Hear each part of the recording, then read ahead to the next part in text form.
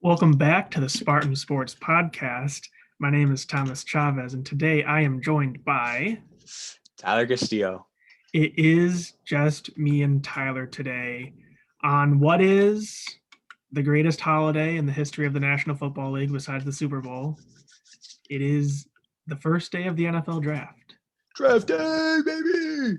So, Tyler, how are you doing on this fine Thursday afternoon? I'm doing well. I'm doing fine. I'm excited for the draft. I think, there's been a lot of anticipation leading up to it. It's in person, so that's hype. We get to see all the fans boo Roger Goodell consistently every time he walks up, and I'm just ready. I'm ready. It's a tradition like no And other. he gets to hug them. Oh yeah, I'm sure They he's said, just they said he that he can loves hug that. the players. I saw that. I did see that. Yeah, which is obviously everyone. Roger Goodell's favorite part. He gets to hug a bunch of people, so he Yeah. gets some love after all the hate. All right, so there is quite a bit of news besides just specifically draft stuff. There are a couple. There was a trade that went down yesterday. I think it was yesterday. Time I doesn't think I work think right yesterday, anymore. yeah. Teddy Bridgewater was traded from the Carolina Panthers to the Denver Broncos in exchange for a sixth round draft pick. Just initial thoughts, Tyler. You have the floor. Well, I don't know. I think it's interesting. I feel like Teddy's so up and down. Like, obviously, we know he was good when he played for the Vikings. Then he went to the Saints. He was the backup. He went undefeated. And then this past year at the Panthers, he was kind of, up and down. I feel like he had a lot of weapons and stuff that he could have taken advantage of. But then again, the Panthers, CMC was hurt, in and out of the year and all this. So I think it's an interesting take for the Broncos. Thomas, I know you said we were talking previously yesterday about it, and you said that's enough, veteranship in the quarterback room to, either Drew Lock steps up his game or Teddy takes over. So I think we'll see. It'll be interesting. Yeah, that's what I have, though. Yeah, I certainly think that that's enough to either, kick Drew Lock in the butt and tell him to get his act together and be more consistent. And I like Teddy Bridgewater. I think he's a fine quarterback. I think that he consistently will be 25 to 20 in terms of quarterback rankings in the league. Yeah. He's not going to be that guy that wins you games consistently, but he was not going to be the reason you lose. He's not going to throw a costly pick more Right. often than not. But there is still talk about the Denver Broncos aren't necessarily out on taking a quarterback with their ninth pick still. They're saying that if anything, that trading for Bridgewater actually makes it so that they're more open to a variety of quarterbacks that are available, whether that be Trey Lance falling or Mac Jones or Justin Fields. They're saying that without Bridgewater, they might not have been interested in someone like Lance because Right. of how raw he is and how much time he needs. So it'll be interesting to see what they do with their draft pick now after this trade. I mean, no matter what happens, whether they take a quarterback or not, Teddy brings competition in the quarterback room, whether they want Drew Lock to get better, whether they want Teddy to progress and be their quarterback for now. Like you said, he's a very average quarterback. He's going to get the job done for the most part. He's not going to be super high in picks, but he's not going to be super high in passing yards and touchdowns. He just kind of does everything. And if they do take a quarterback like Lance, I think Teddy's the perfect guy for, Lance to come in and one, compete against for maybe a starting job, and two, just to, take notes. And, Teddy's an average quarterback, and Lance could take that for what it is and, maybe turn into something. But I'm definitely really interested with the Broncos at 9. Yeah, and Teddy, one of the knocks on Bridgewater has always been his arm strength. But Denver, low altitude, the ball travels further. Maybe, just maybe, that arm strength seems to be a little extra oomph in the arm strength because of that Denver air, huh? Adds a little 10 yards, maybe. We'll see. Yeah, we'll Interesting, see. interesting point. Interesting point for sure. Yeah. But today is the NFL draft, of course. There are 32 picks, as everyone knows. There are teams not picking today, i.e., the Rams, the I believe the Seahawks don't have one, and Houston doesn't have one because they traded all of theirs away. Um, Freaking but Houston, man. but other than what a other than that, at least one team, every team has at least one pick.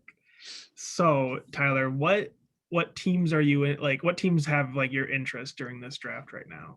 So right now I have 4 teams with 4 picks in the first round that, are kind of piquing my interest. Like I just mentioned, Broncos at 9 is super interesting. I think they definitely could go for a quarterback still, someone like Trey Lance or Mac Jones, maybe. I don't know. But I would like to see, I feel like they could definitely trade down their pick. If they're not going quarterback, they could, I guess they could trade up if they wanted to. I don't know what they would want other than maybe like a Jamar Chase or, Devontae Smith or someone of that esque to trade up to. But I don't know. I think that's super interesting. I think the Patriots at 15, I think they have up. If people are saying Justin Fields is going to fall, and if Justin Fields fall, just look for the Patriots to potentially trade up.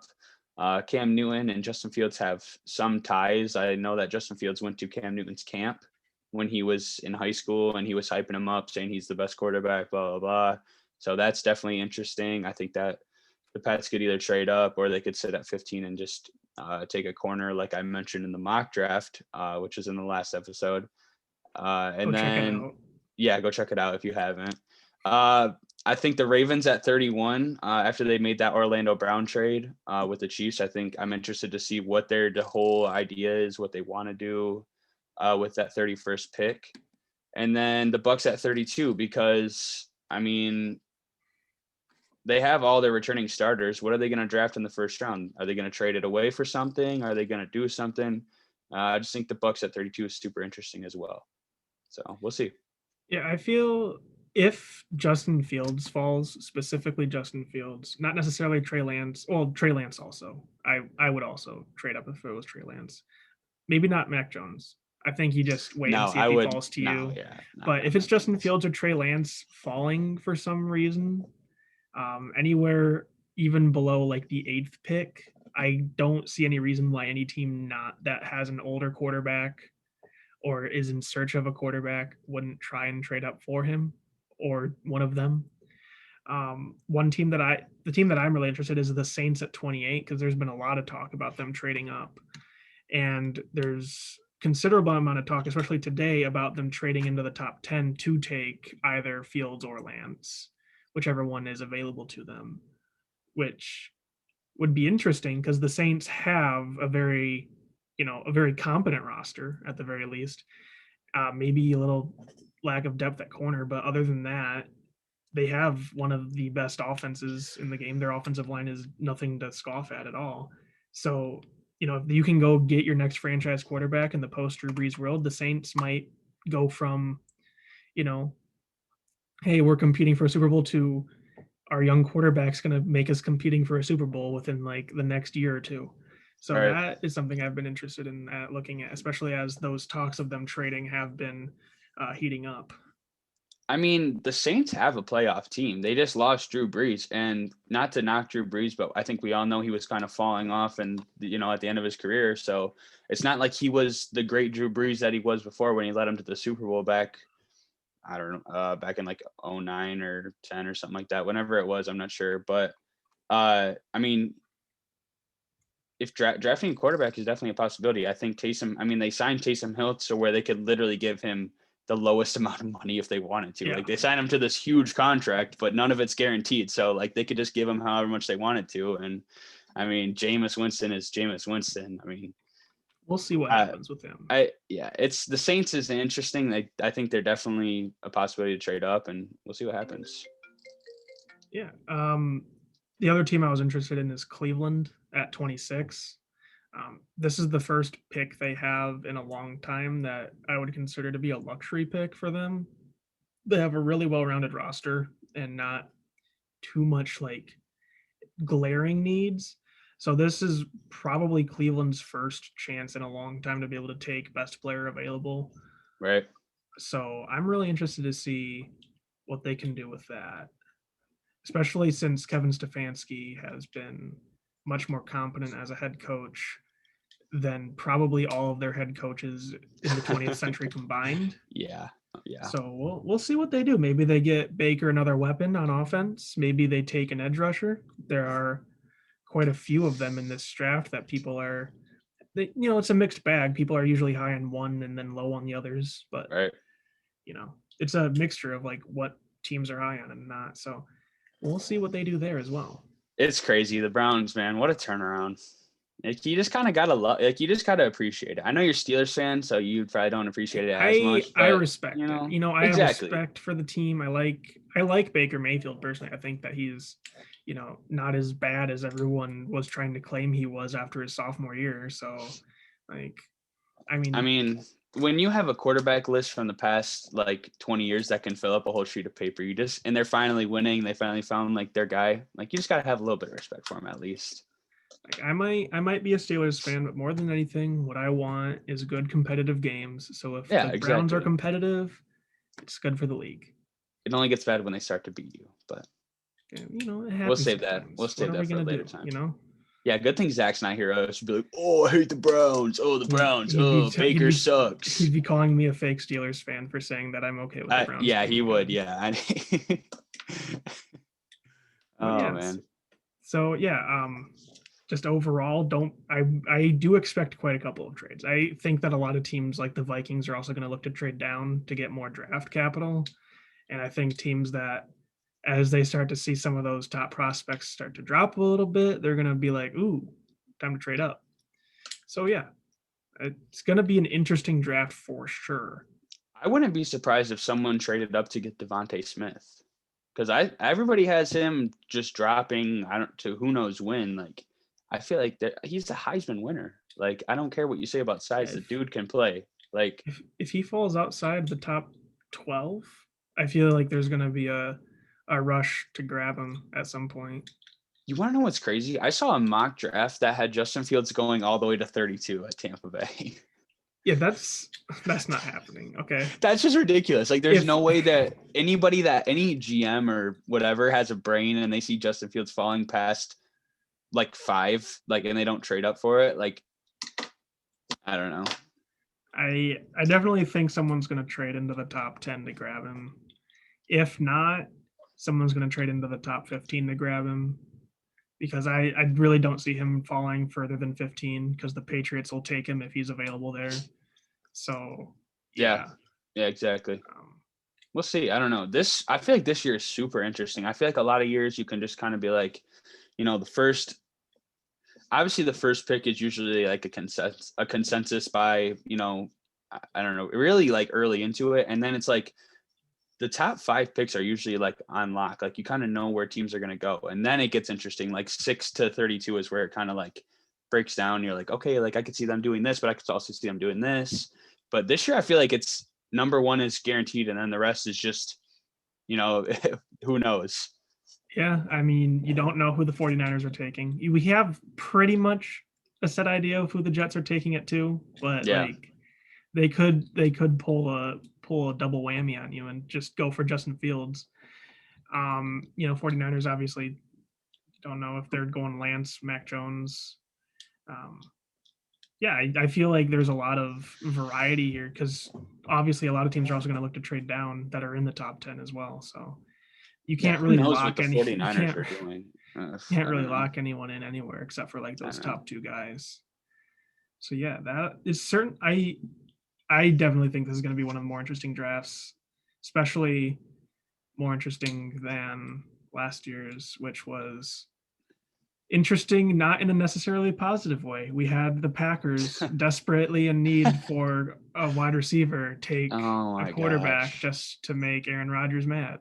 It was just like, that was the highlight. It was entertaining because like how blasphemous that is. Like, trying to make him go be a judge on Jeopardy instead of a quarterback, I guess. I don't know. Like, and I think that if Fields falls past 3, that's when this draft is really going to get like, if he falls past 3, like this draft I think it'll get pretty hectic. Like, people would be making calls. Yeah, people are probably going to call the Falcons, see if they can get that number 4 pick. Yeah. Although I don't know, because if I'm the Falcons, I'm taking Kyle Pitts, and I don't care what you're offering me. Yeah, that's fair. But at So the same time, like 3 first-round picks. I feel like, okay, so imagine it falls to the Bengals at 5. Then I feel like that the Bengals are like probably open to anything. Like give us an offensive lineman or in a draft pick, and you guys can have the 5th pick. Yeah, if you give them a even like mediocre offensive lineman and your first pick, they might be enticed to take it because their That's what I'm offensive saying. line is doo doo.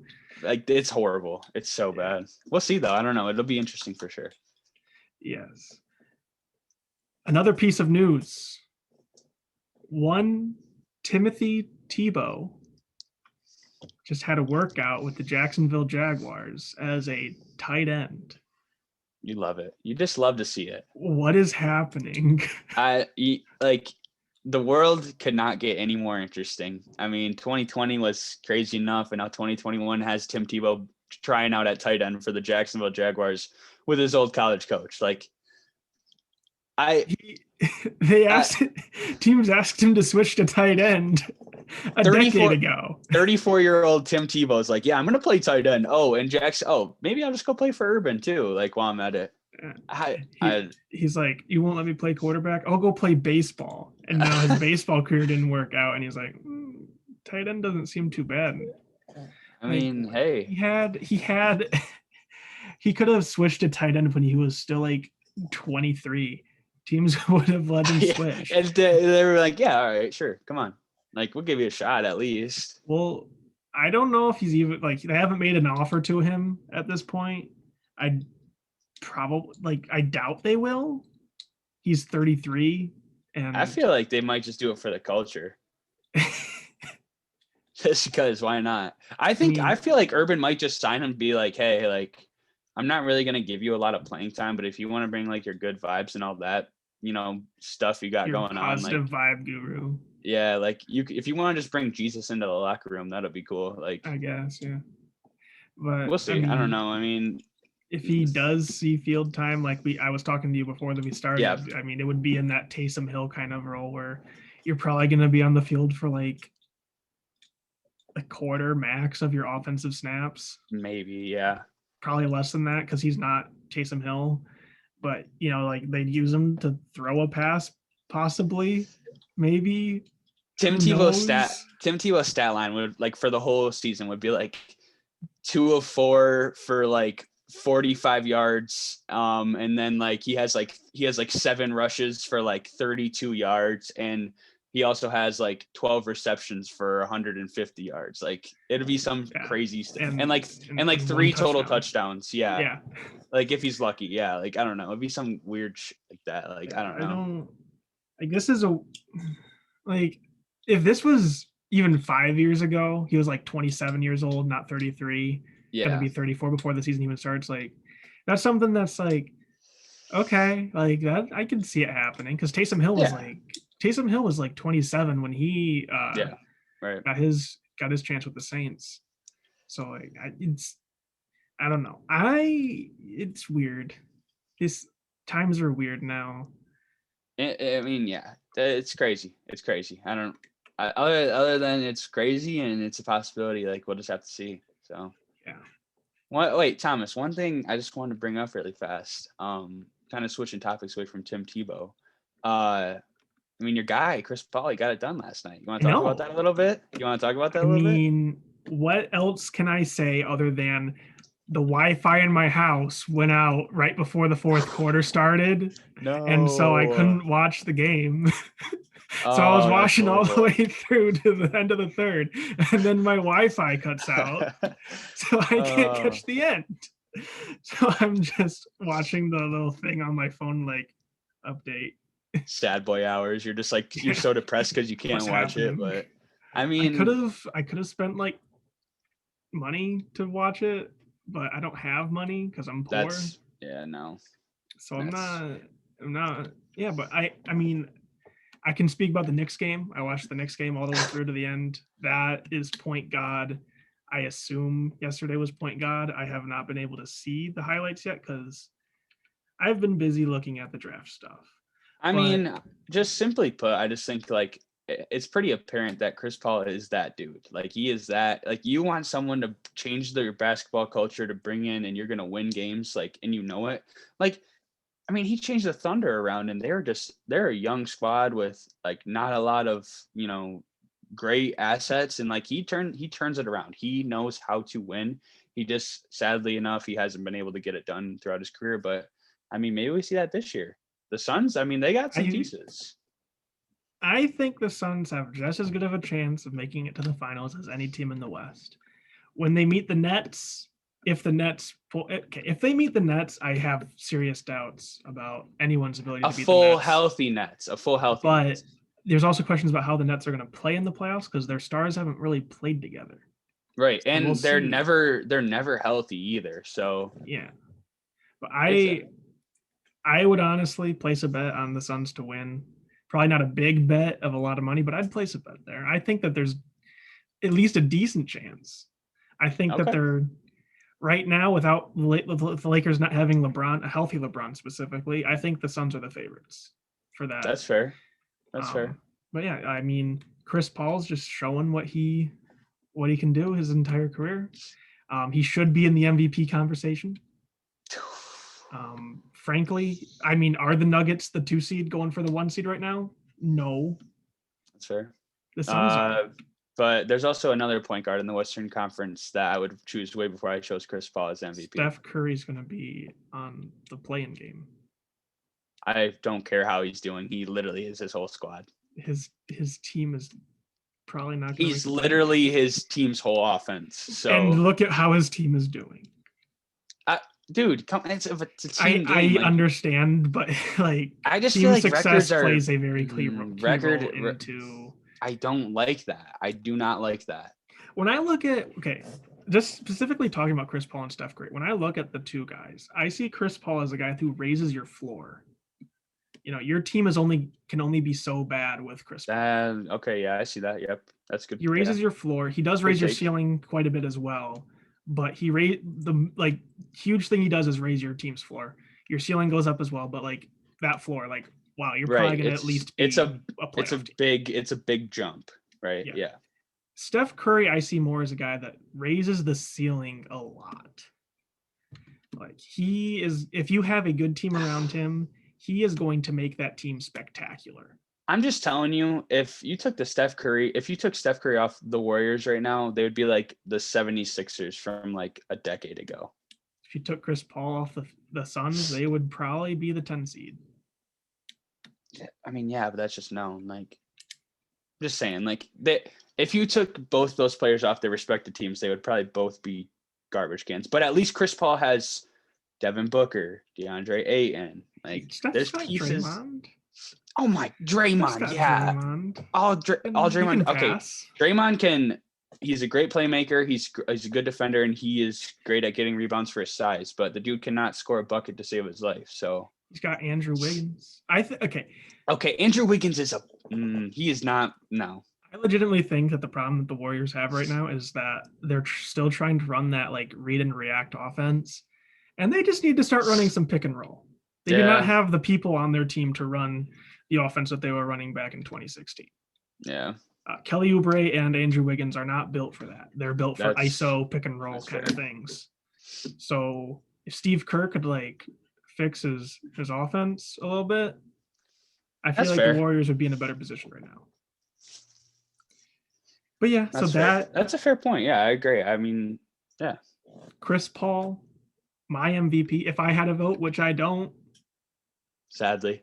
Because they're not going to give me a vote. But if I had a vote, he'd be my MVP. Yeah, fair enough. But I don't have one, unfortunately. Maybe I will someday. Maybe someday. Probably not. But maybe. No. We'll see. I mean, no, I'm not.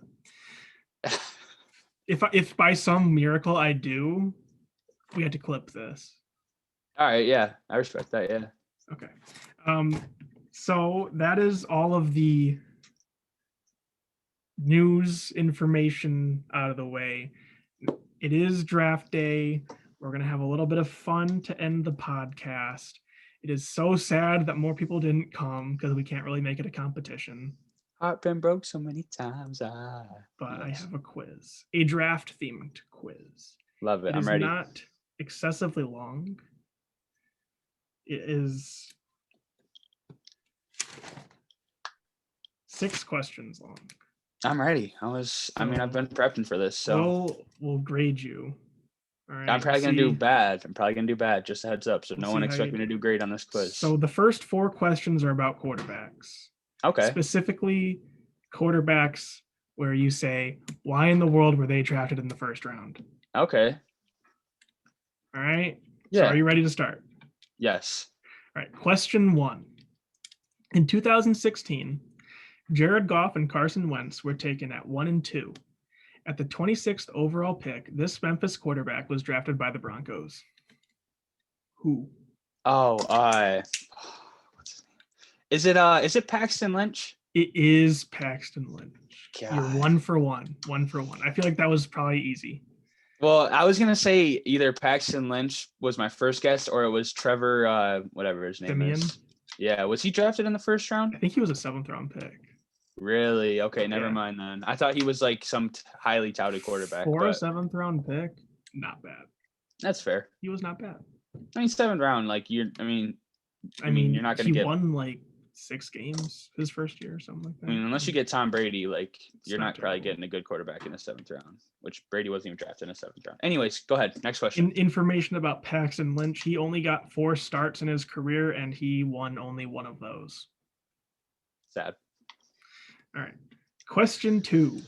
Only 1 quarterback was selected in the first round of the 2013 NFL Draft. The Bills selected him with the 16th overall pick. 2013? 2013. We forgot Geno Smith. Oh my gosh. He got signed by the Saints, or not the Saints, the Seahawks. They have their franchise quarterback back. Yes. All right. Yeah, we just wanted to add that really quick. Adding that real quick. Back to the question. 2013 Bills 16th pick. Go. Oh my god. What? There was only 1 quarterback in 2013? Only 1 quarterback in to the Bills. Round. Geno Smith went in the 2nd round to the Jets in this same draft. Oh my god. He was a Florida State. Tyrod Taylor. Not Tyrod Taylor. Damn it. Tyrod Taylor was drafted by the Ravens. Florida State? 2011. He went to Florida State, yes. Oh my gosh, what's his name? I can't think of his name. It's on the tip of my tongue. EJ Manuel. Oh, Is that who you're thinking? I knew there was I know I like knew his name, but I could not think of his name. If you get what I'm saying, like I knew what his name was. You had his essence in your head. Yes. You just didn't know who it was. Yep. I'm not giving you a point for it though, because that's fine. So you're that's 1 fine. for 2. 1 for 2. You're shooting 500. You have an E on the test right now. Let's see if you can get better. Okay. Question 3. The 2012 draft was highlighted by Andrew Luck and Robert Griffin III being selected 1 and 2. Ryan Tannehill was selected 8th. There was a 4th first-round quarterback selected by the Browns at the 22nd overall pick. They selected this Oklahoma State quarterback who was 29 years old. Oh, Brandon Weeden. Yes.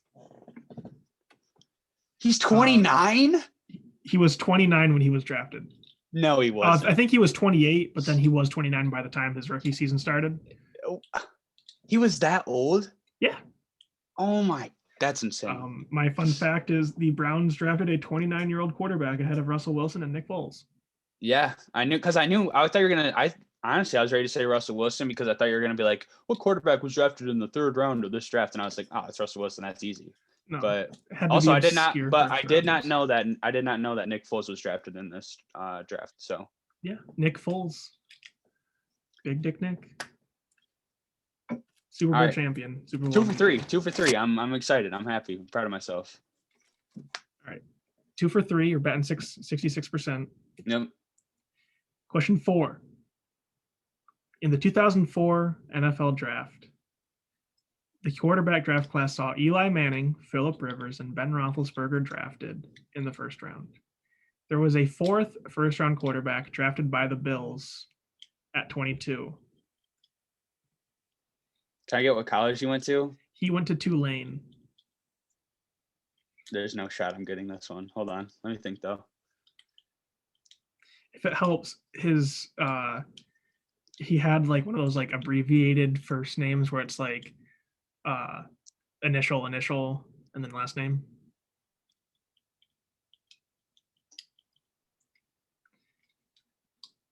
I'm gonna say this. No, it's not right because he went 2. I'm pretty sure. When was this kid drafted? 22nd overall pick. It's not TJ Leaf, right? No, That's not even his name. TJ Leaf is in the NBA. It's Ryan Leaf. That's what I was thinking about. And Ryan Leaf was drafted in 1998. All right, leave me alone. TJ Leaf is from. Bro, I don't know. He plays for the Pacers. I said I'm not gonna get this right, so like I don't know. Just go ahead, tell me. JP Losman. I've never even heard of that dude. Darren. Okay, I had this question expecting Darren to be here. All right? Okay, fair. Yep, fair. I was expecting Darren to be able to. Darren would have been like, oh my god, JP. It's Losman. JP Losman. And I was waiting for it. How do you know that? Like, come on. Darren's mind is a safe of information.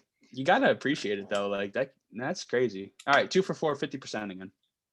My fun fact about him is that unlike Brandon Whedon, JP Losman was only 23 years old when he was drafted.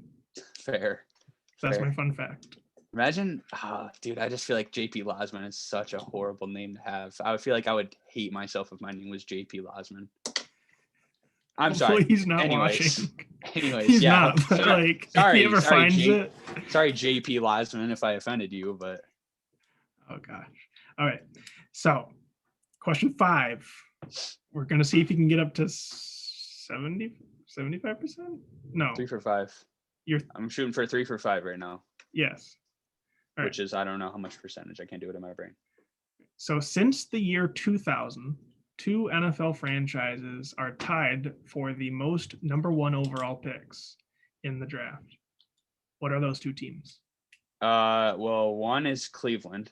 Yes. And 2, shoot, who's been just as bad as Cleveland? The Jets? No.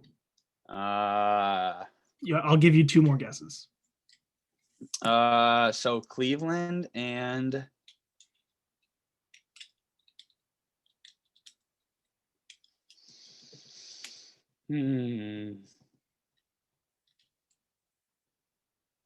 trying to think of really bad NFL teams. It's not the Giants. That's not a guess. It's not the Jaguars. That's also not a guess. I don't know. Hold on. Do you want to hint? Yeah, give me a hint. Yeah, let me hear a hint. They have their most recent first number 1 overall pick was in 2014. And they are a relatively new team to the NFL. Is it the Texans? Yes. It is really? Texans. Huh. Yes. Both the Texans and the Browns had 3 first round for number 1 picks. All right. So I'm going to give myself 0.75 points because I had to get a hint. So I'm at 2.75. Well, no. You get. Oh, yeah, I guess. I have extra credit opportunity for you. All right. You get, if you can name the 3 players drafted by either team, I will give you an extra point. And you can try for both of them too. All right, so the Browns, did they take Johnny Manziel? No. You're already wrong. That was a later pick. Johnny Manziel, I think, was also a 22nd overall pick. All right, so the Texans, one is Deshaun Watson, correct? No. Oh, no, he was 14. Oh, my God, dude, I don't know. I'm not going to be able to guess, so I'm just going to give up on the extra credit. All right. It was for the Texans in 2002, they took David Carr. Jeez. In 2006, they took Mario Williams. In 2014, they took Jadeveon Clowney. Okay, yep. For the Browns, they took in 2000 Courtney Brown. In 2017, they took Myles Garrett, and in 2018, they took Baker Mayfield. Oh, they took Baker. Oh, okay. So you have what, 2.75 out of 3? Out of 5. Out of 5. Okay. Yeah. Out of 5. So, final question. Okay. Trying to get above 50%. 50%. Yeah. Yep. Only 4 schools since the Common Draft era, which is 1967 and after, Okay. have had a player selected in each draft. Okay. What are those 4 schools? All right. So 1, Alabama. No. All right. 1, LSU. No. Georgia. No. Michigan. Yes. Okay. This one I'll just give you until you give up. Okay. All right. So we got Michigan. Florida. Yes. Okay. Oh wait, in the first round? In the entire draft. In the entire draft. Michigan State. Yes. Okay. Missing one. Michigan State, Florida.